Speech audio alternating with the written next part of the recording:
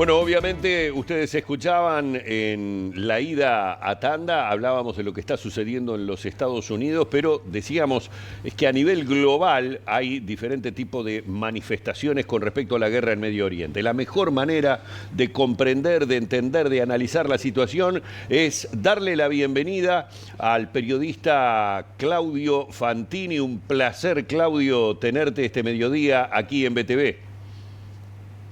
¿Qué tal, Humberto? El placer es mío. Buenos días, Lucía, un gusto saludarlos. Bien, hablemos de las consignas que se han visto en informes internacionales, en universidades, por ejemplo, en la Universidad de Columbia, una consigna: ¿quién se solidariza con nuestros muertos y no con nuestros misiles? Es hipócrita. ¿Qué revelan este tipo de consignas, estas manifestaciones pro-palestinas allí en los Estados Unidos?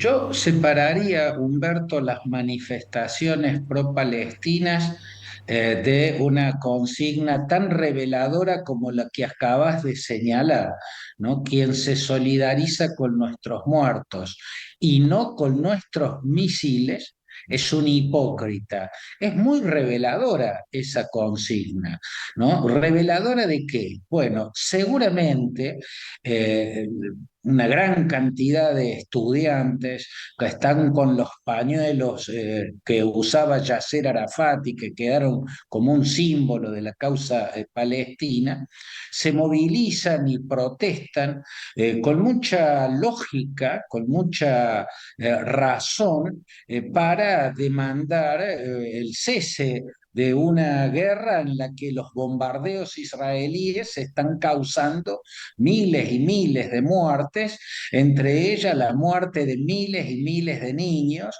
mientras otros miles y miles de niños están quedando huérfanos, están perdiendo sus hermanos, están perdiendo sus amigos y, por cierto, sus hogares. Protestar contra esa realidad no es absurdo, no es cuestionable, creo que más cuestionable es la indiferencia frente a semejante tragedia.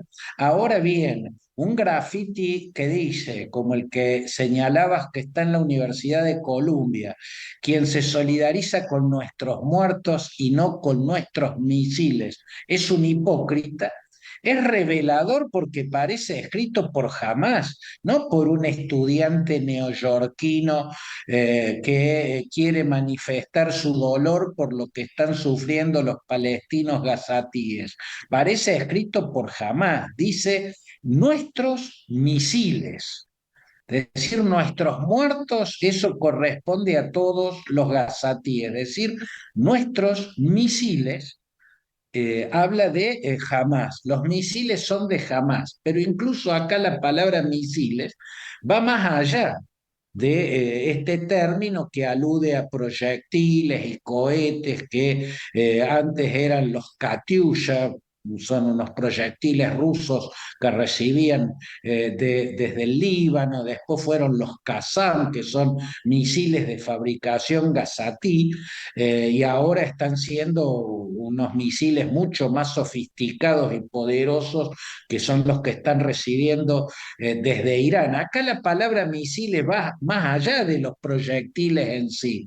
Acá la palabra misiles implica los ataques.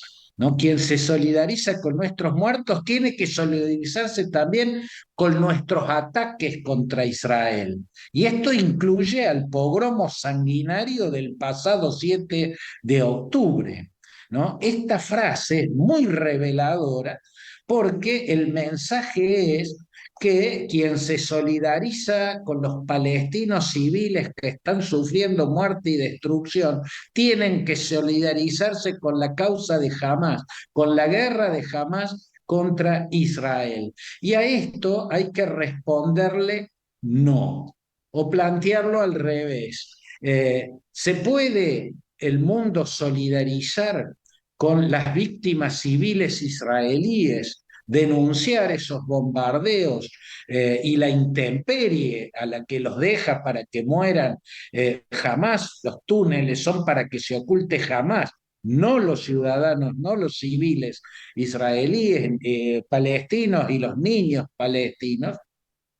Quien se solidariza con los muertos y con las víctimas palestinas en Gaza, se tiene que solidarizar también con los misiles de Hamas. No, no, la respuesta es no. Se puede solidarizar y se debe incluso el mundo solidarizar con las víctimas palestinas sin solidarizarse, sin aprobar los misiles, o sea, los ataques de Hamas contra los israelíes. Los misiles que tira, los tira contra las ciudades israelíes, contra los centros urbanos. El pogromo sanguinario de octubre del 2023 fue contra los kibutzim y las moshavim, o sea, contra aldeas agrícolas de producción comunitaria, de producción cooperativa. Son los espacios socialistas que quedan en Israel y son israelíes, son judíos que fueron al sur a vivir comunitariamente y a darle trabajo a los palestinos. No, a eso no se lo puede aprobar. Esa tiene que ser la respuesta a esta consigna que es muy reveladora. En este momento que tiene aires en los Estados Unidos de lo que fueron las protestas estudiantiles de la década del 60 por la guerra de Vietnam, y que en Francia, donde también están ocupando universidades, tiene aires de lo que fue el Mayo francés de 1968, cuando liderados por Daniel Rojo, Daniel Cohn-Bendit y Rudy el Rojo también, los estudiantes de la Sorbona pusieron París patas para arriba. Estas protestas son comprensibles y aprobables en lo que significa la indignación por lo que están padeciendo los civiles palestinos en Gaza, pero no debe confundirse jamás con un apoyo a Hamas, que es una organización criminal y sanguinaria que se vale de su pueblo, que lo usa de carne de cañón para su estrategia de estigmatizar a Israel como un Estado criminal. Claudio, y con este escenario, ¿qué mensaje estaría dando o intentando dar Israel al mundo sobre, bueno, sobre esta situación, sobre lo que ocurre precisamente en Gaza, pero con la mirada también de la región y del mundo? Bueno, yo creo que para Israel, Lucía, aquí hay una encrucijada. Israel es un estado al que muchos de sus vecinos y muchas de las organizaciones militarizadas y las organizaciones islamistas no le reconocen el derecho a existir. Es el único país en el mundo al cual, desde que nació a mediados del siglo pasado, no se le reconoció el derecho a existir. ¿No? Y esto es una situación muy particular y única que debe ser tenida en cuenta en los análisis. ¿Por qué? Bueno, porque en la región del Oriente Medio, reaccionar con masacres contra los levantamientos internos, por ejemplo, es la regla de los regímenes autoritarios árabes. No, no hay ninguna democracia entre los países árabes. Los regímenes árabes siempre han respondido con masacres a los levantamientos de su propio pueblo. El caso de Hafez el-Assad en 1982, este dictador sirio que pertenece a la minoría alawita y que respondió bombardeando y mandando el ejército a la ciudad de Hama, cuando esa ciudad de Siria se convirtió en el epicentro de una rebelión de la hermandad musulmana, ¿no? Y de los sunitas en general contra el régimen alawita, de la minoría alawita. Hafez el-Assad automáticamente, junto con su hermano Rafik el-Assad, que manejaba la Fuerza Aérea, bombardearon y dejaron 20.000 muertos en un puñado de días, y era su propio pueblo. Eso ocurrió en 1982, más cerca en el tiempo, el hijo de aquel dictador, el actual dictador sirio, Bashar al-Assad,